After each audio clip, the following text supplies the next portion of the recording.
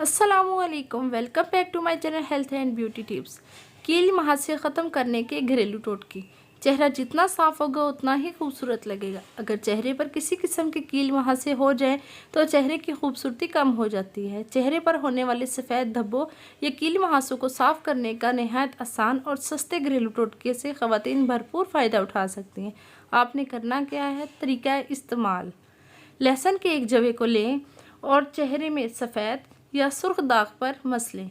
कुछ ही सेकंड बाद दाने गायब हो जाएंगे। अगर दाने ज़्यादा बड़े हों तो उसके लिए लहसुन को रात सोते वक्त चेहरे पर रगड़कर सुबह धो लें। इससे दाने गायब हो जाएंगे। उम्मीद है कि आपको मेरी आज की वीडियो अच्छी लगी होगी। अगर वीडियो अच्छी लगी है तो वीडियो को लाइक करें, शेयर करें और मुझे अच्छे से कमेंट्स करें। और जी, मेरे चैनल को सब्सक्राइब करना मत भूलिएगा। इंशाल्लाह मिलेंगे नेक्स्ट वीडियो में। तब तक के लिए अल्लाह हाफिज़। दुआ में याद रखिएगा। अल्लाह निगहबान।